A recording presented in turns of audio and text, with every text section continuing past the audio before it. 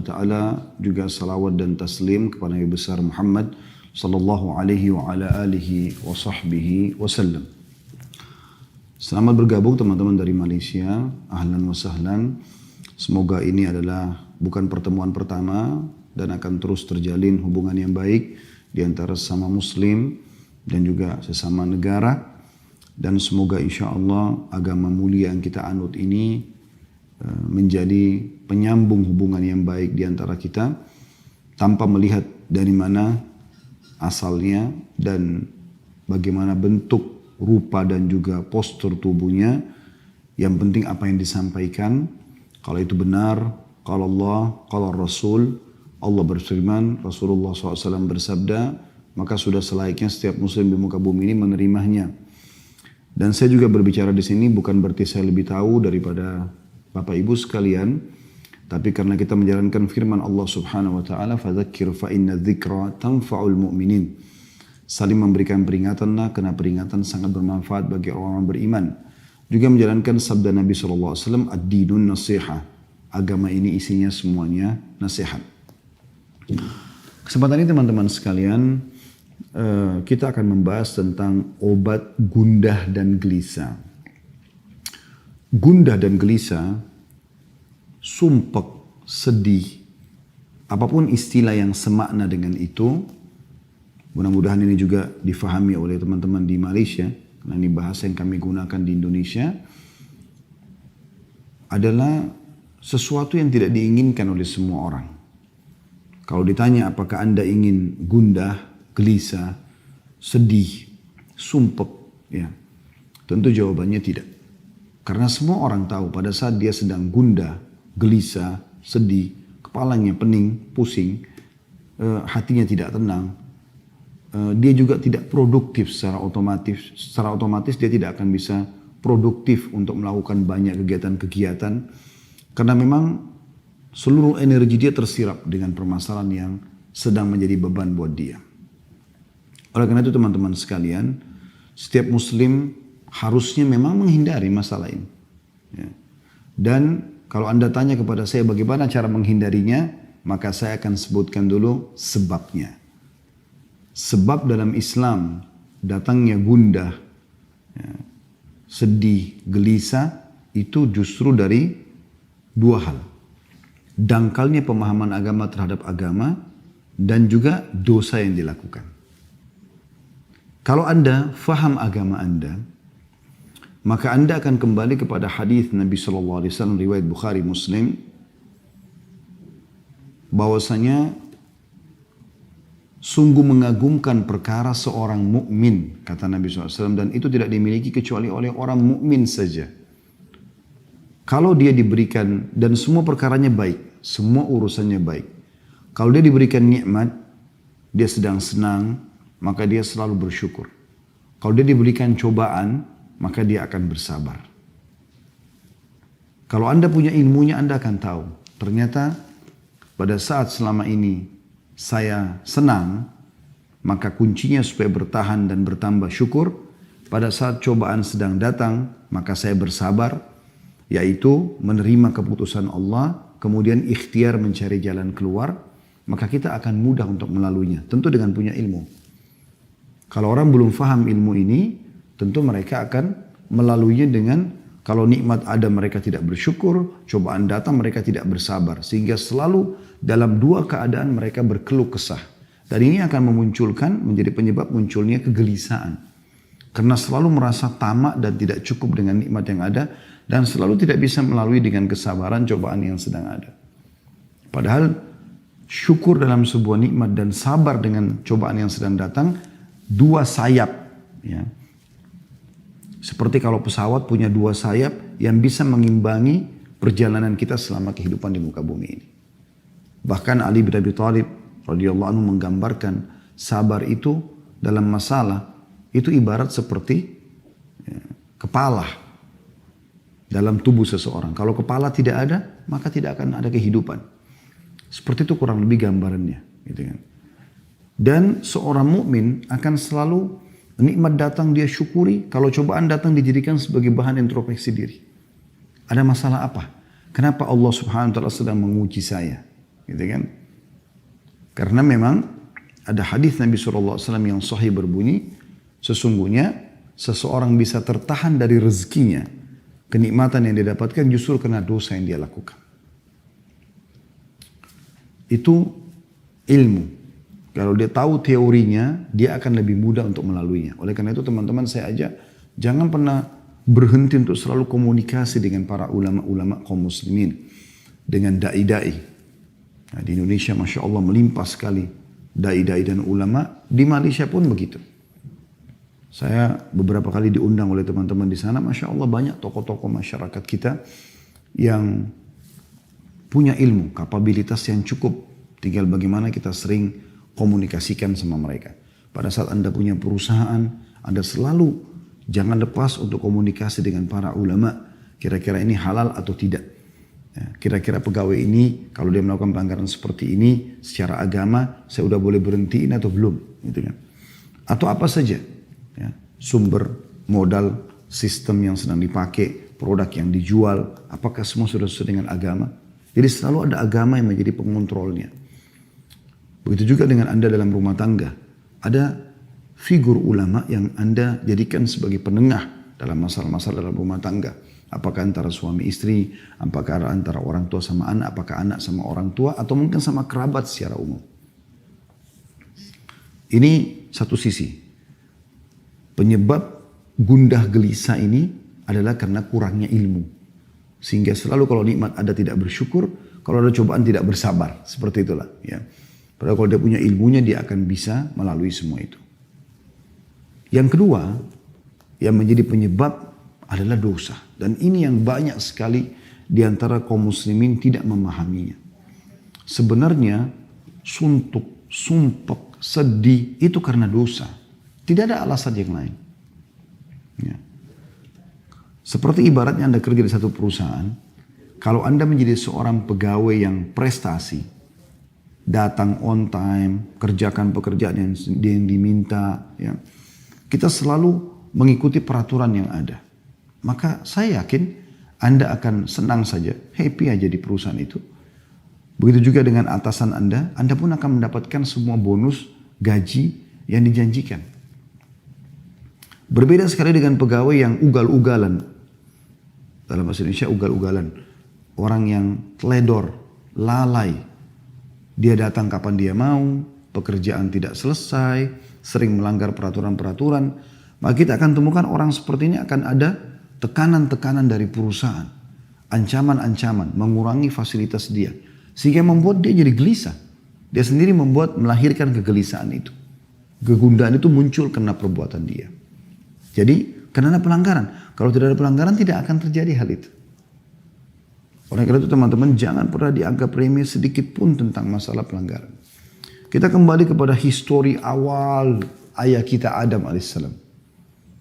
Nabi Adam alaihissalam diciptakan oleh Allah subhanahu wa ta'ala lalu diletakkan di surga. Kita sudah tahu semuanya. Taruh di surga bersama istrinya Hawa alaihimussalatu wassalam. Allah subhanahu wa ta'ala menyuruh Nabi Adam dan Hawa boleh menikmati apa saja di surga. Semuanya, istanahnya, buah-buahannya, airnya, semuanya. Allah menguji Nabi Adam AS dengan mengatakan, hanya jangan sentuh satu pohon ini. Ini saja. Karena ini saya melarangnya kata Allah. Sudah selesai. Iblis datang mengganggu Adam AS. Lalu membisikkan bisikannya yang menggoda, mengatakan wahai Adam, sesungguhnya engkau tidak dilarang memakan buah ini kecuali karena kalau kau makan kau akan jadi kekal. Kau tidak akan melalui proses kematian. Maka Nabi Adam pun tergoda lalu kemudian memakan buah tersebut. Lalu karena kemaksiatan kepada Allah ini Allah hukum Adam alaihissalam. Coba teman-teman kita renungi dulu firman Allah subhanahu wa ta'ala. Saya berharap teman-teman buka di aplikasi handphonenya Al-Quran. Surah Toha, surah nomor 20, ayatnya 121 sampai 127. Saya ulangi, surah Toha, surah nomor 20, ayat 121 sampai 127. Saya akan bacakan. A'udzu billahi minasyaitonir rajim. Wa 'asa Adamu rabbahu fagawa. thumma ijtabahu rabbuhu fataba alaihi wahada. Qala ihbita minha jami'an ba'dukum li ba'din aduwwun fa imma ya'tiyannakum minni hudan faman ittaba'a hudaya fala yadhillu wa la yashqa wa man a'rada an dhikri fa inna lahu ma'ishatan dankan wa nahsyuru yawmal qiyamati a'ma. Qala rabbi lima hasyartani a'ma wa qad kuntu basira. Qala kadzalika atatka ayatuna fanasitaha wa kadzalika al-yawma tunsa. Wa kadzalika najzi man asrafa wa lam yu'min bi ayati rabbih wal 'adzabul akhirati asyaddu wa abqa. Terjemahannya, dan Adam pun mendurhakai Rabbnya. Ini awal kemaksiatan terjadi. Maka ia pun sesat. Allah sudah larang. Allah subhanahu wa ta'ala sebagai pencipta, saudaraku seiman, memberikan kepada anda banyak sekali nikmat. Dan opsinya, pilihannya banyak sekali. Kayak misalnya makanan. Boleh makan sapi, kambing, ayam, kelinci. Semua hewan yang ada di lautan. Halal. Dan Allah haramkan sebagian. Babi, anjing atau yang bertaring. Jadi yang halal lebih banyak. Begitulah kasus Nabi Adam alaihissalam. Di surga banyak sekali pilihannya. Yang dilarang cuma satu. Tapi ternyata efek daripada pelanggaran pada satu ini membuat Nabi Adam alaihissalam dikeluarkan dari surga itu. Dikeluarkan dari fasilitas yang ada. Perhatikan selanjutnya. Kemudian Rabbnya Adam alaihissalam memilihnya. Maka dia menerima taubatnya dan memberi Adam petunjuk. Artinya pada saat itu Nabi Adam AS menyesal. Kemudian beliau bertobat dan Allah terima taubatnya. Lalu Allah berfirman, turunlah kamu berdua dari surga bersama-sama. Sebagian kamu menjadi musuh sebagian yang lain. Adam dan iblis yang menggodanya. Maka jika datang kepadamu petunjuk dariku, di muka bumi ini akan datang nanti petunjuk-petunjuk wahyu turun dari langit.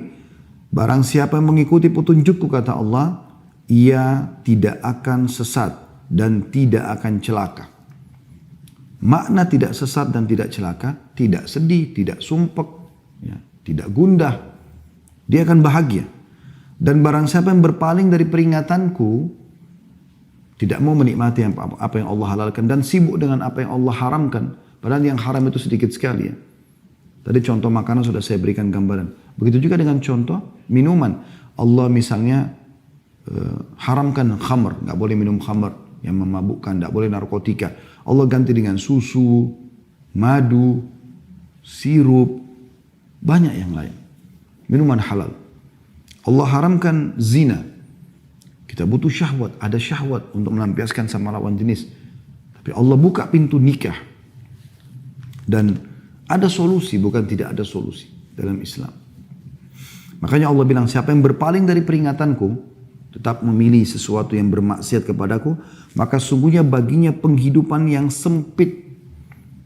Sempit ini tadi, gundah, sedih, sumpek. Siapa yang bermaksiat kepada Allah, ini diancamkan seperti ini. Dan kami akan mengumpulkannya pada hari kiamat dalam keadaan buta. Dibangkitkan nanti di mahsyar hari kiamat, buta.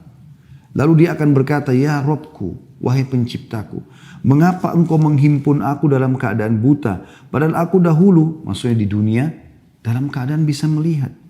Allah berfirman, demikianlah. Telah datang kepadamu ayat-ayat kami. Maka kamu melupakannya. Dan begitu pula pada hari ini pun kamu dilupakan. Ya, hari kiamat tidak akan dilihat oleh Allah SWT. Dan demikianlah kami membalas orang-orang yang melampaui batas dan tidak percaya terhadap ayat-ayat Rabbnya. Maksudnya sudah dilarang, kenapa masih dilanggar? Sudah diperintahkan, kenapa enggak dikerjakan? Dianggap oleh Allah melampaui batas dan tidak percaya dengan ayat-ayat Allah. Dan sungguhnya adab di akhirat itu lebih berat dan lebih kekal lagi. Kita bisa lihat di sini teman-teman sekalian, dalam ayat-ayat ini sangat jelas bagaimana Allah Subhanahu wa taala memastikan di ayat 123-nya, "Faman ittaba'a hudaya fala yadhillu wa la yashqa Barang siapa yang mengikuti petunjukku maka ia tidak akan sesat dan tidak akan celaka. Artinya dia akan bahagia. Di 124-nya Allah mengatakan, وَمَنْ أَعْرَضَ عَنْ ذِكْرِي فَإِنَّ لَهُ مَعِيشَةً دَنْكَ. Ya, dongka. Dan siapa yang berpaling dari peringatanku, gak mau mengerjakan apa yang aku perintahkan, menikmati yang halal, dan mau bermaksiat kepadaku buat yang haram, maka sesungguhnya baginya kehidupan yang sempit. Coba dengar teman-teman di potongan ayat ini. Bagaimana Ibnu Katsir rahimahullah, ahli tafsir yang masyhur punya tafsir Quranul Azim, di jilid 3 halaman 164 menjelaskan. Dia mengatakan, di dunia dia tidak akan mendapatkan ketenangan dan ketentraman bagi orang yang bermaksiat kepada Allah. Hidupnya akan sumpek, suntuk, sedih, gelisah. Sebanyak apapun harta yang dia milikin, gak pernah cukup. Rumahnya mewah, gelisah di dalamnya.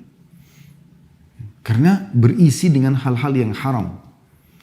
Ada orang rumahnya gubuk, kecil, biasa, miskin, susah. Pas-pasan hidupnya, tapi tenang jiwanya. Nah itu karena jauh dari kemaksiatan. Kata beliau, di dunia, orang-orang yang bermaksiat, dia tidak akan mendapatkan ketenangan dan ketentraman. Hatinya gelisah yang diakibatkan kesesatannya. Meskipun zahirnya yang kelihatan, nampaknya begitu enak. Bisa mengenakan pakaian yang ia kehendaki, bisa mengkonsumsi jenis makanan apa saja yang dia inginkan, bisa tinggal di mana saja yang ia kehendaki. Ini perkataan Ibnu Katsir rahimahullah ya.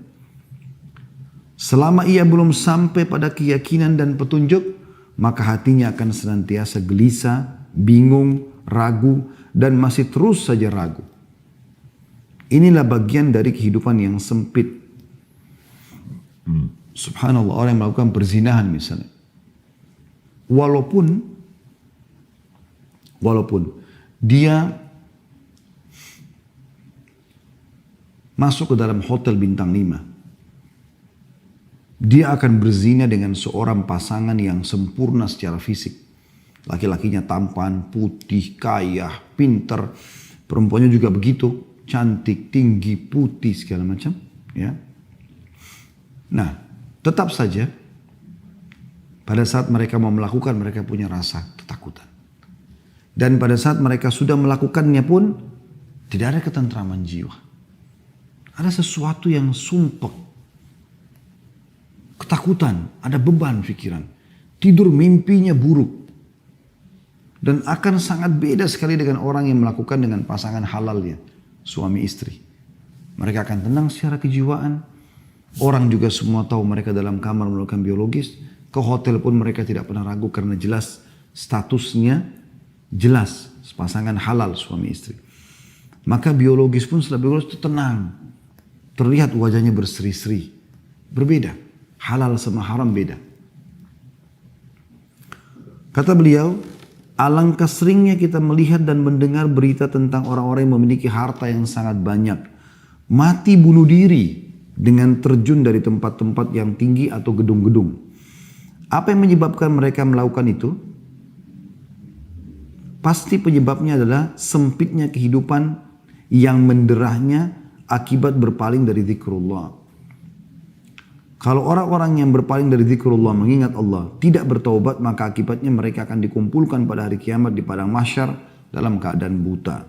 Sebagaimana Allah sudah menyebutkan itu dalam surah Al-Isra, surah nomor 17 ayat 72. A'udzu billahi minasyaitonir rajim wa man kana fi hadhil a'ma fa huwa fil akhirati a'ma wa adallu sabila. Siapa yang dalam kehidupan dunia ini buta hatinya dari maksiat kepada maksiat dan orang-orang yang tidak punya ilmu agama, mereka kalau buat dosa, mereka tidak taubat. Mereka sudah berzina, mereka sudah mencuri, mereka sudah membunuh. Lalu mereka tidak tahu harus kemana arahnya. Besoknya diulangi lagi, berzina lagi, ke diskotik lagi, mabuk-mabukan lagi. Tambah sumpek di atas sumpek. Dan akhirnya membuat dia menutup hidupnya dengan bunuh diri.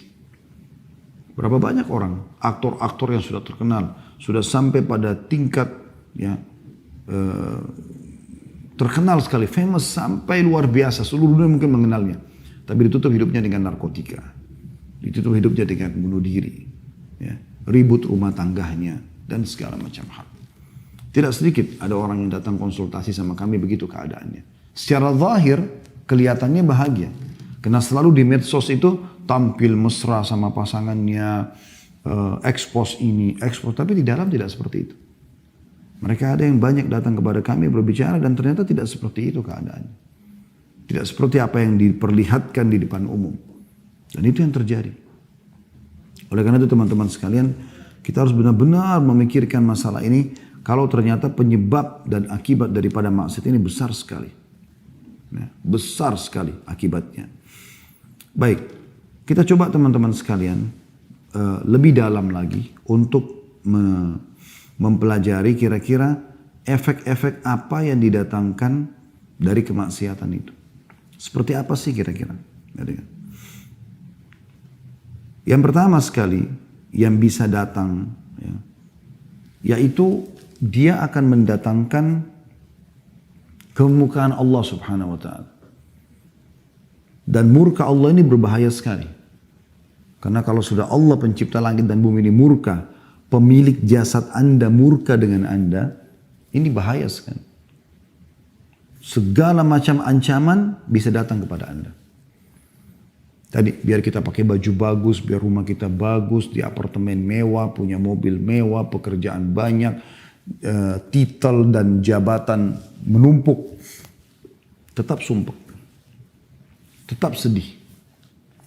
Karena sebenarnya dia sedang melakukan sesuatu yang merusak hubungan dia dengan Sang Pencipta langit dan bumi.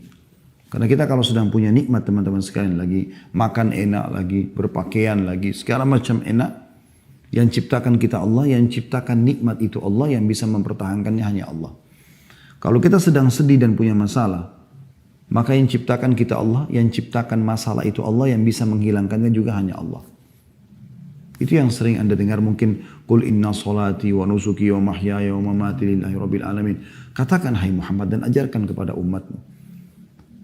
Salatku, ya, Qul inna salati wa nusuki, sembelihanku, ya, ibadahku, wa mahyaya, kehidupanku, wa mamati, dan hidup matiku lillahi rabbil alamin, itu Tuhan alam semesta. Itu konsep dasarnya seorang muslim.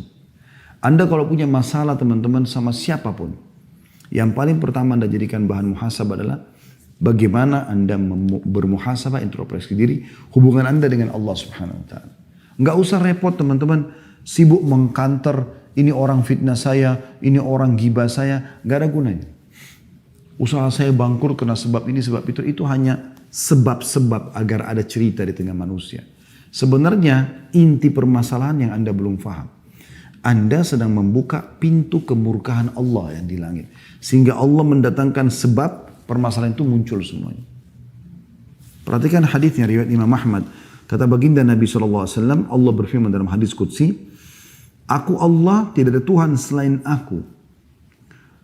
Jika aku ditaati, aku ridho. Dan jika aku ridho, maka aku akan memberi berkah. Dan keberkahanku tidak ada akhirnya. Jadi kalau aku sudah ridho, kata Allah SWT, aku akan berikan apa saja. Termasuk kebahagiaan, ketentraman, kecukupan, segala macam. Tapi jika manusia maksiat kepadaku, berbuat dosa kepadaku, melanggar, aku murkah. Dan jika aku murka, aku akan melaknatnya. Dan laknatku akan sampai pada 7 turunannya. Artinya akan turun kepada orang-orang ini. Bahaya sekali. Ya. Dan ini poin yang harus digarisbawahi teman-teman. Cukup kemurkaan Allah Subhanahu wa Ta'ala ini datang kepada kita, ini bahaya sekali. Maksiat kepada Allah juga ini bisa menghalangi Anda dari ilmu, ide-ide yang bagus, yang brilian gitu. Dinukil dalam sebuah kisah Imam Syafi'i rahimahullah berkata, beliau sering kalau dikasih hafalan oleh gurunya Imam Waqi, hafal lupa, hafal lupa.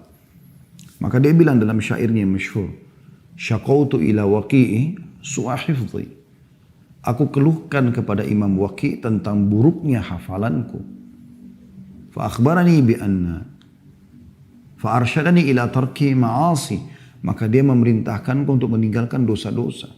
Wa akhbarani bi anna ilma nurun, dan dia menyampaikan kepadaku bahwasanya ilmu itu adalah cahaya. Ya. Wa nurullahi la yu'ta li 'asi. Dan cahaya Allah tidak akan diberikan kepada orang yang bermaksiat. Oleh karena itu teman-teman sekalian, maksiat Anda lakukan ini akan menghalangi Anda dari ilmu agama, memahami ilmu agama. Dan ini adalah panduan hidup Anda. Ilmu agama ini seperti bodyguard. Karena Anda mau makan, mau minum, mau bergaul, mau bekerja, ilmu agama akan datang seperti bodyguard. Ini boleh, ini nggak boleh. Ini nggak bisa Anda fahamin karena buat maksiat. Hilang panduan hidup itu. Begitu juga Anda tidak punya ide-ide lagi untuk bisa mengembangkan usaha apa. Susah. Karena kemaksiatan yang sedang terjadi.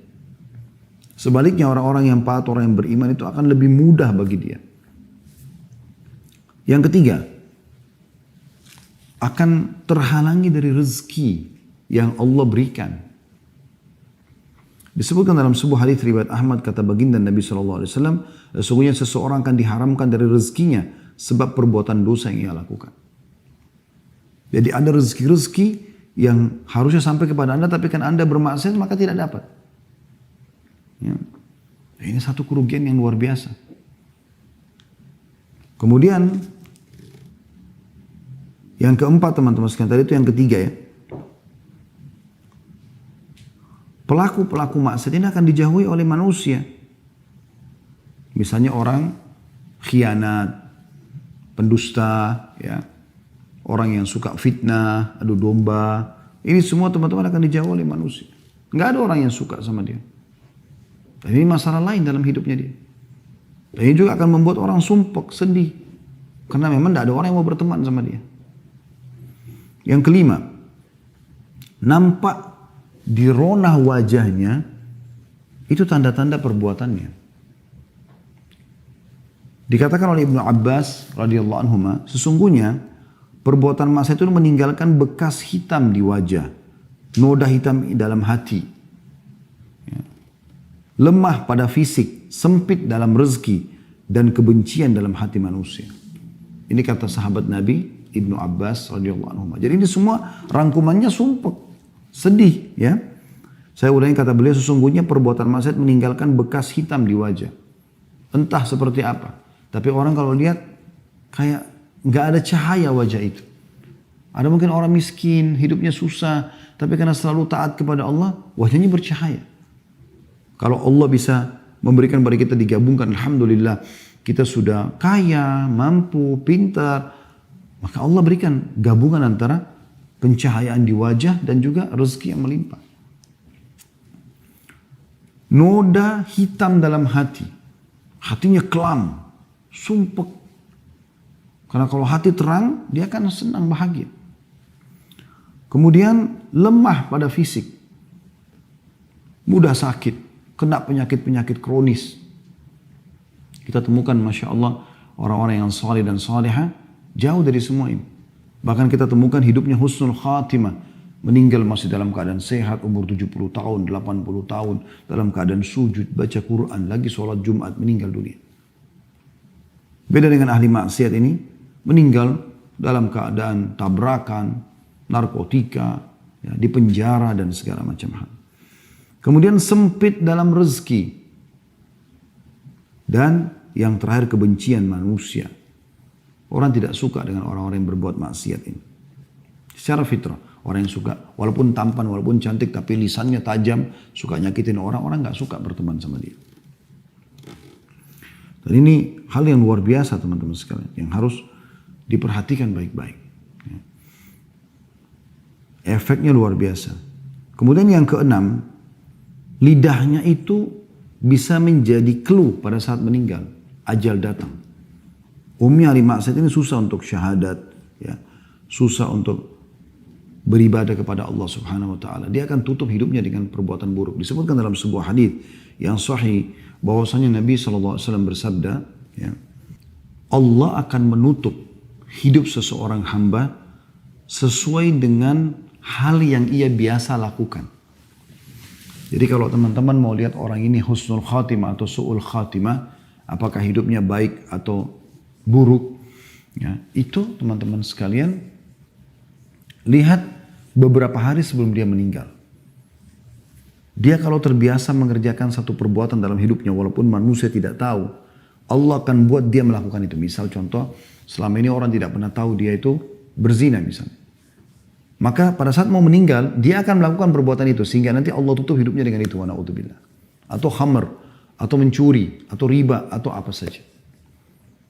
Dan sebaliknya orang-orang yang terbiasa dengan perbuatan amal soleh, Allah akan tutup hidupnya beberapa hari sebelum dia meninggal dengan maksimal mengerjakan ibadah itu. Misalnya dia biasa baca Quran, biasa sholat malam, biasa sholat duha, biasa sholat di masjid. Nanti Allah tutup hidupnya dengan itu.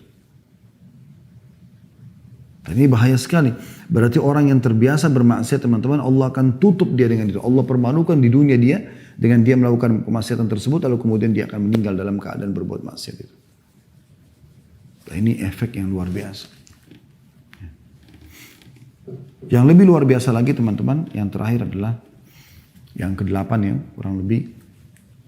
Itu bisa terwariskan perbuatan-perbuatan buruk ini. Sebagaimana amal soleh juga bisa terwariskan. Sekarang kalau terwariskan itu begini maksudnya. Teman-teman kalau biasa melakukan satu kemaksiatan, Anda kan akan kerjakan itu, akan dilihat oleh anak-anak. Anak-anak mungkin akan menjadikan sebagai contoh dan tolok ukur. Oh ternyata ayah saya itu begini, ibu saya itu begini. Kita temukan dalam rumah tangga teman-teman sekalian, kalau seandainya ada orang yang terbiasa teriak-teriak misalnya, bertengkar, berkelahi sama pasangannya, maka kita temukan anaknya itu memang suka teriak-teriak. Kalau di rumah itu santun, sopan, baik, maka juga begitu kondisi anak-anaknya. Keluarga itu biasa orang tuanya sholat, ya, berbagi, bersedekah, anak juga akan seperti itu. Tapi kalau mereka biasa buat kemaksiatan, anak juga kita akan temukan seperti itu. Yang kita temukan biasa orang-orang yang istilahkan broken home dan segala macam. Anak-anaknya karena dilihat ibunya sama laki-laki lain, ayahnya sama laki-laki lain. Di rumah ada khamr, di rumah ada narkotika dan segala macam hal. Anaknya jadi ikut-ikutan. Dan itu terwariskan. Itu bahaya sekali. Makanya Umar bin Khattab radhiyallahu anhu itu pernah lewat di rumah salah satu penjual susu di kota Madinah di malam hari. Kebetulan yang jual susu ini seorang nenek tua punya cucu. Cucunya perempuan. Kemudian dia mengatakan pada cucunya, susu sekarang ini mulai banyak saingan yang menjual. Dan kita perlu menambah dengan air, campur dengan air. Supaya kita juga bisa dapat keuntungan. Kata cucunya, perempuan juga cucunya mengatakan kepada neneknya, kalau Umar tahu, Umar akan marah dengan kita. Sebenarnya Umar bin Khattab radhiyallahu anhu lagi ada di dekat dinding rumah mereka. Ya. Dia sedang mendengar itu. Tapi mereka berdua ini tidak tahu kalau Umar bin Khattab ada di situ. Maka kata neneknya, Umar nggak ada, Umar nggak dengar. Kata si anak perempuan tersebut dengan penuh keyakinan. Sambil menangis dia mengatakan, kalau Umar tidak tahu bagaimana dengan Tuhannya Umar. Saya takut nenek. Maka dia pun menangis terisak-isak. Apa yang terjadi? Dengan tangisan si anak perempuan, cucu perempuan tadi ini, Umar bin Khattab pulang ke rumahnya, bangunkan anak-anak laki-lakinya, lalu menawarkan siapa yang mau menikah dengan cucunya penjual susu. Padahal waktu itu Umar bin Khattab khalifah. Anaknya semuanya ada anak-anak raja. Disuruh nikah dengan cucu penjual susu. Kenapa? Karena Umar bin Khattab tahu bahwasanya si cucu tadi ini tidak mungkin mengingatkan neneknya sambil menangis kecuali karena keimanannya. Umar bin Khattab membeli keimanan itu karena tahu nanti juga akan terwariskan itu. Dan ternyata betul sebagian ulama mengatakan dari anak Umar yang bernama Asim menikah dengan cucu penjual susu tadi, lahirlah Abdul Aziz, dan dari Abdul Aziz lahir Umar bin Abdul Aziz yang terkenal dengan kesolehannya. Jadi ini bisa saja terjadi. Gitu kan. Ini efek-efek yang luar biasa. Baik, kita tutup teman-teman sekalian dengan lalu apa yang harus kami lakukan. Yang pertama, jauhi semua kemaksiatan teman-teman. Apapun alasannya semaksimal mungkin. Mulai sekarang jangan lagi berbuat dosa-dosa dan Anda pribadi lebih mengerti dosa apa yang sedang Anda lakukan. Anda lebih tahu. Jadikan bahan muhasabah. Karena memang ada timbangannya. Kalau ini timbangan dosa dan ini timbangan amal saleh. Selama ini masih berimbang, Anda masih buat dosa dan Anda juga masih ibadah. Nah, Anda sholat, Anda tutup aurat. Tapi Anda juga, teman-teman sekalian, masih berzina, masih khamr dan seterusnya. Maka tidak akan ada kenikmatan dalam ibadah ini. Gak ada kehusyuan dalam sholat, tidak ada kenikmatan ibadah. Gitu loh. Ini poin yang harus digarisbawahin. Ya. Kapan ini ada kenikmatannya? Kalau dia naik rate-nya dan maksiat ini turun. Dengan cara Anda tutup, kunci. Nanti Anda akan rasakan kalau Anda tutup pintu dosa, Anda lebih tahu dosa masing-masing, Anda coba muhasabah, apa yang Anda lakukan pelanggaran dalam keseharian, coba tutup. Seminggu, sebulan, berhentikan. Caranya baca ancaman Allah di dosa itu. Ketik di Google, ancaman zina, ancaman riba, ancaman ini. Supaya Anda tinggalkan. Nanti ini kalau terkunci, Anda lakukan ibadah yang biasa saja. Sholat 5 waktu, sholat duha, zikir pagi petang, baca beberapa ayat Al-Quran, silaturahim keluarga yang sudah biasa. Ini akan naik nanti, naik. Nanti Anda akan rasakan kehusyuan yang luar biasa. Yang Anda tidak rasakan sebelumnya. Kan begitu. Jadi tinggalkan semua maksiat. Karena maksiat itu untuk dipelajari dan ditinggalkan. Kalau Anda pernah lakukan dulu, bertaubat kepada Allah. Taubat itu adalah tiket VIP untuk menuju kepada surga Allah SWT dan juga mengembalikan semua fasilitas di dunia. Karena dengan taubat, berarti dimaafkan kesalahan kita, rezeki akan datang kepada kita di dunia dan di akhirat kita akan selamat masuk surga insya Allah. Yang kedua teman-teman sekalian, jadikan sebagai bahan introspeksi diri. Selain jauhkan maksiat. Kalaupun sampai sudah terjadi sumpek dan sedih itu, jadikan bahan muhasabah.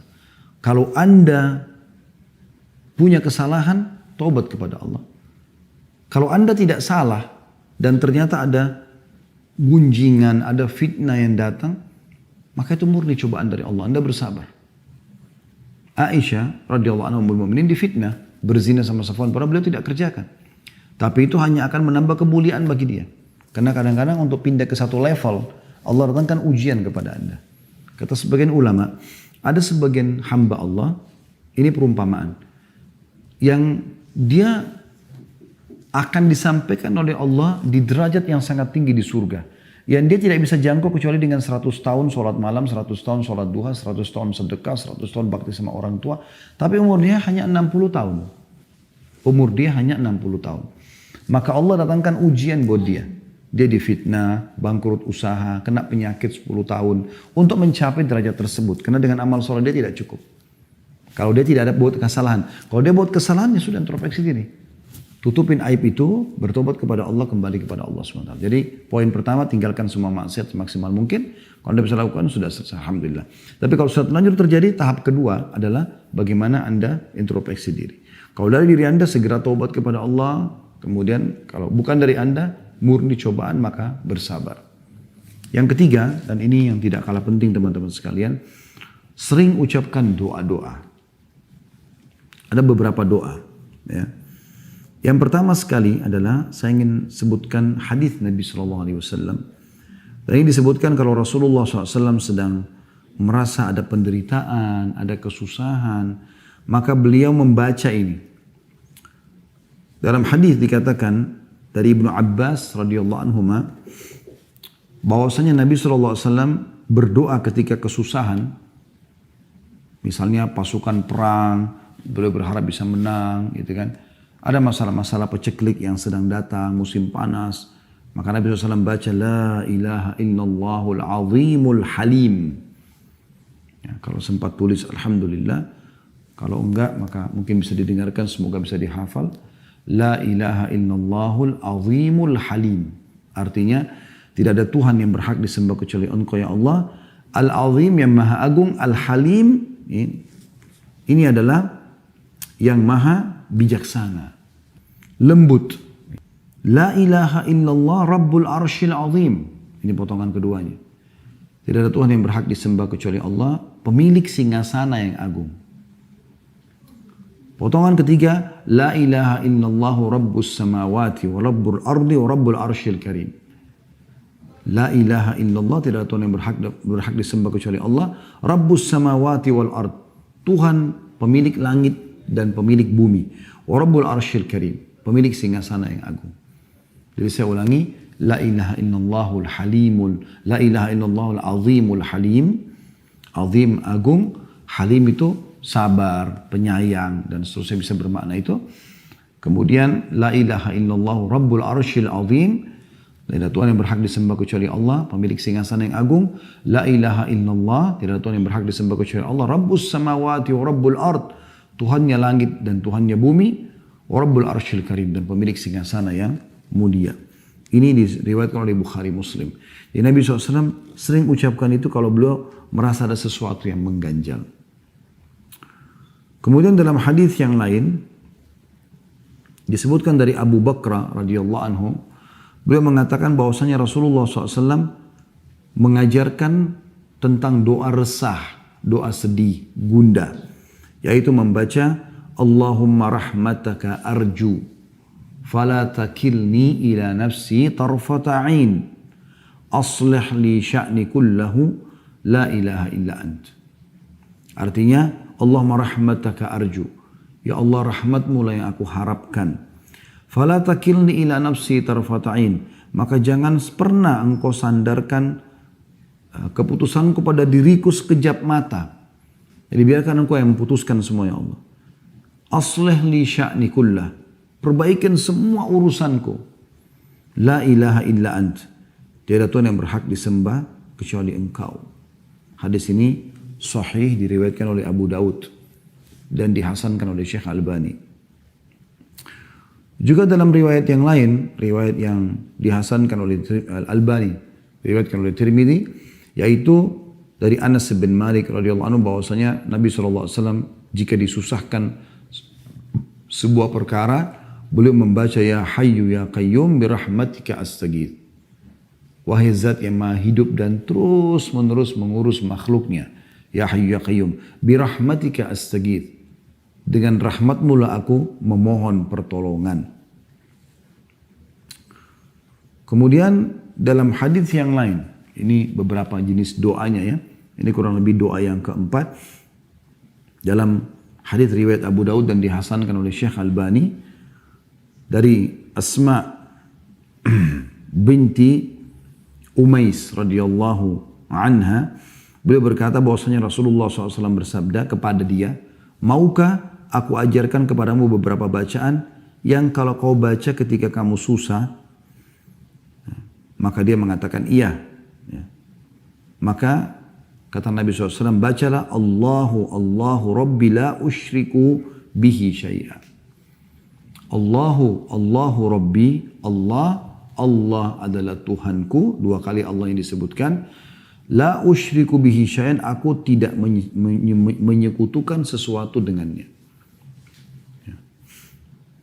Dalam sebuah riwayat dikatakan, man asabahu hammun au ghammun au saqamun au syiddah faqal, siapa yang tertimpa resah, gundah, sakit, kesulitan, kesempitan, lalu dia mengucapkan Allahu Rabbi la syarikalah, Allah Tuhanku tidak ada sekutu bersamanya, kecuali pasti Allah akan angkat darinya. Hadis ini riwayat Tabarani dan disahihkan oleh Syekh Albani. Ya, jadi kita baca ringkas kan, Allah Rabbi la syarikalah. Udah kita ulangi zikir itu, maka ini akan menjadi penyebab diangkatnya permasalahan kita. Dalam hadis yang lain juga kata Nabi SAW dari Abdullah bin Mas'ud radhiyallahu anhu, tiada sesuatu kegundahan dan kesedihan, sumpek, gelisah yang menimpa seseorang lalu dia membaca Allahumma inni abduka, ya Allah sungguhnya aku adalah hambamu, wabni abdika, dan anak hambamu laki-laki, wabni amatika, dan anak hambamu perempuan, maksudnya ayahku adalah hambamu, ibuku juga adalah hambamu, nasiyati biyadik, ubun-ubunku, ini bagian tengah kepala, di tanganmu, madin fiyya hukmu, berjalan berlaku keputusanmu padaku, adlun fiyya qada'uk, sangat adil keputusanmu padaku, as'aluka bikulli ismin huwalak, aku memohon kepada semua nama yang kau miliki, sammaita bihi nafsak, engkau menamakan dirimu dengannya, au 'allamtahu ahada min khalqik, atau engkau mengajarkan kepada salah satu hambamu, au anzaltahu fi kitabik, atau engkau turunkan pada kitabmu, au sta'tharta bihi fi ilmil ghaibi 'indak, atau engkau menyimpannya di sisimu, di ilmu ghaib milikmu, antaj'al Qur'an rabi'a qalbi, agar engkau menjadikan Al-Quran sebagai penghibur hatiku, wa nura sadri, cahaya dadaku, wajila'a huzni wa dhahaba hammi, dan penghibur kesedihanku juga penghibur kegelisahanku. Kata Nabi SAW, Ya, siapa yang membaca ini, maka Allah akan mengganti kesedihannya menjadi kesenangan. Allah akan ganti kesedihannya menjadi kesenangan. Jadi ini wasiat Nabi SAW. Memang sedikit panjang, tapi ini kalau anda hafal insya Allah dan anda amalkan, dijamin ya, oleh Nabi SAW akan mendapatkan jalan keluar. Begitu juga teman-teman sekalian dengan doa Zannun. Disebutkan dalam Zannun ini Nabi Yunus ya. Pada saat beliau di dalam perutnya ikan, ya, beliau mengucapkan la ilaha illa anta subhanaka inni kuntu minadh dhalimin. Tidak ada Tuhan yang berhak disembah kecuali Engkau, Maha Suci Engkau ya Allah, aku termasuk orang-orang zalim. Ada sebuah riwayat gitu kan. Disebutkan oleh Sa'ad radhiyallahu anhu, beliau mengatakan, kami pernah duduk-duduk bersama Nabi Muhammad SAW, lalu beliau bersabda, maukah aku beritahukan kepada kalian sesuatu jika salah satu dari kalian didatangi kesusahan, musibah dari musibah-musibah dunia, ia berdoa dengannya niscaya akan dilepaskan darinya, akan selesai permasalahannya. Lalu beliau dijawab, tentu kami mau wahai Rasulullah. Kata Nabi SAW, doa Zannun yang ditelan oleh ikan, yaitu la ilaha illa anta subhanaka inni kuntu minadh dhalimin. Jadi ini beberapa jenis doa yang kita boleh baca, anjuran untuk baca. Ya, dan kalau misalnya anda belum menghafalnya, anda bisa tentunya kembali kepada doa dalam bahasa Indonesia, dalam bahasa Melayu, anda bisa sampaikan. Yang penting adab doanya, anda menghadap kiblat, anda lebih baik berudu, ya. Kalau mau lebih bagus lagi, anda sholat sunnah, taubat 2 rakaat. Selesai salam, anda mengangkat tangan ke langit. Jangan lupa puji Allah dulu minimal, alhamdulillah. Kemudian baca salawat kepada Nabi SAW. Wassalatu wassalamu ala rasulillah. Lalu bahasa Melayu atau bahasa Indonesia. Ya Allah, sungguhnya hambamu ini telah tertimpa penyakit yang sudah sekian tahun menderita. Ya. Angkatlah penyakit ini ya Allah. Hanya Engkau lah yang bisa memberikan kesembuhan. Ya Allah, hamba